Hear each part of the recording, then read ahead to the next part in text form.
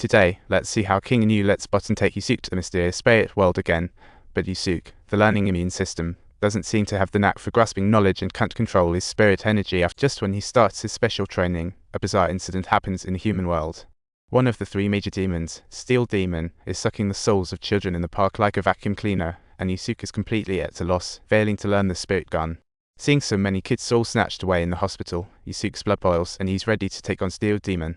Button, frantic as a cat on a hot tin roof, holds him back and pleads, "You can't even learn the spirit gun, you're just asking for—" As Yusuke gets ready to leave the hospital, Saitome suddenly pops up, wanting to know how Yusuke came back from the dead and how that monster got defeated last night. Yusuke spills the beans, but Saitome's skepticism level. Yusuke attempts to explain, but Button pulls him away, warning, "Don't mention demons or the spirit world, or you'll be seen as mad." After leaving the hospital, Button tells Yusuke that Steel Demon poses a huge threat, prying on human souls like it's a buffet.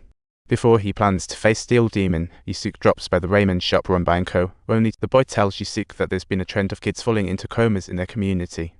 Yusuke connects the dots and rushes to the neighborhood, where, surprise surprise, he spots the elusive. Yusuke dashes after and gets led by Steel Demon into an abandoned junkyard. When he arrives, all he finds is a spirit orb on the ground. Without much thought, he leans down to grab it, only to be blindsided by Steel Demon and sent flying. As he looks up, Steel Demon is leaping down, ready to smash him with a haymaker. Yusuke dodges desperately, thinking to himself, "One hit and I'm off to outer space for vacation." Whereas still, Kurama nearby is bragging. Suddenly, Steel Demon hurls a motorcycle at Yusuke, making him fear instant doom. Yusuke dodges and tries to outmaneuver Steel Demon's brute strength, but against such overwhelming force, he's got zero chances, and ultimately, he gets tossed out of the car. In a face-off, Yusuke realizes Steel Demon is far stronger, backing him into a corner. Defeating him demands the spirit gun, no doubt. But this tactic is still a bit over Yusuke's head, leaving him to hide behind the car and sneak attack like a wannabe Gant. In front of Steel Demon's monstrous strength, Yusuke's little trick is embarrassing. Just as Steel Demon is about to snap his neck, the boy he saved earlier steps up, throwing a ball at Steel Demon. Seeing a soul served on a silver platter, Steel Demon is all business. Yusuke wants to intervene, but the power gap leaves him utterly helpless, watching the boy's soul being sucked away. When Steel Demon prepares for a feast, Yusuke suddenly gets a burst of inspiration, rushing over to snatch the boy's soul back from Steel. The spirit gunshot fires at close range, hitting Steel Demon right in the head, and while currents assign head. At that moment, Steel Demon falls, stolen souls escape, racing back to their bodies. Soon, the soul-stripped children wake up, but Kurama stands still like a spectator, showing no intent to act. The scene shifts to a luxury villa where an unknown demon is caged in a rusty cage.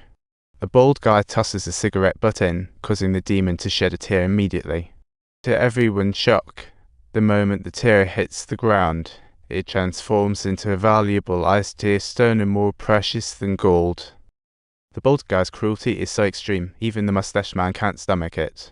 After he leaves, the mustache guy quickly tends to the demon's wounds, promising to rescue him when the opportunity knocks. Meanwhile, upon learning of Kurama's presence, Yusuke tells Button. Button's face turns serious. Kurama's far tougher than Steel Demon. Kurama's dark mirror can grant wishes on a full moon night, including cataclysms and massacres. They need to snag that dark mirror before the night of the full moon.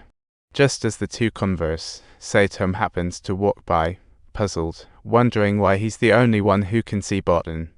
Yusuke is about to approach and ask for the truth when Button vanishes. He mutters, "These spirits are unbelievable," and heads out searching. Unluckily, Yusuke brushes past Kurama, who casually strolls into a flower shop to buy a bouquet. Yusuke follows Kurama into a hospital, and as soon as he sees Kurama entering a patient room, he quickly follows. Unexpectedly, Kurama appears behind Yusuke, saying he's harmless and will return the dark mirror after fulfilling his wish. A woman in the hospital bed spots Kurama and he rushes over to comfort her, but she's coughing badly, clearly gravely ill. After they leave the room, Kurama spills the truth to Yusuke. Years ago, he was hunted down. Though he escaped the demon realm, he was badly injured. To survive, Kurama inhabited the fertilized egg, reborn human, planning to leave after healing but fell in love due to her care.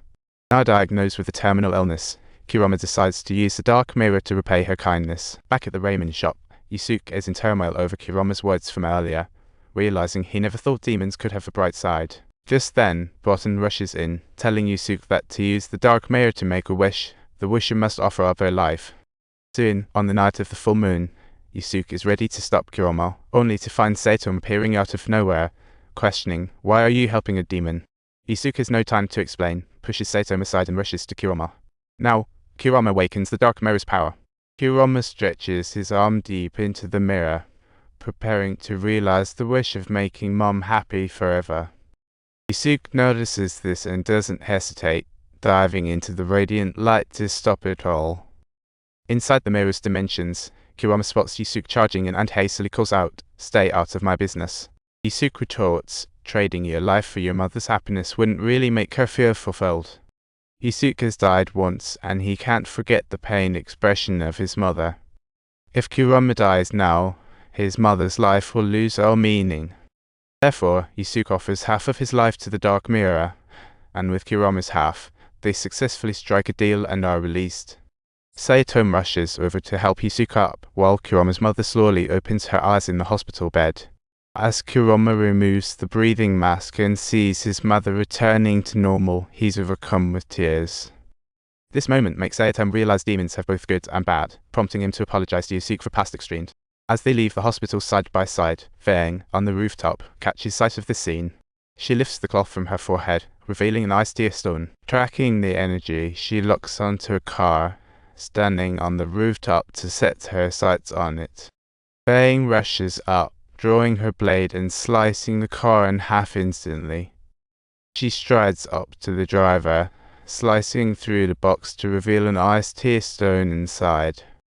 Word of this quickly reaches Rabbit Head, who, learning of the demon's involvement, instructs her minions to contact Suojang.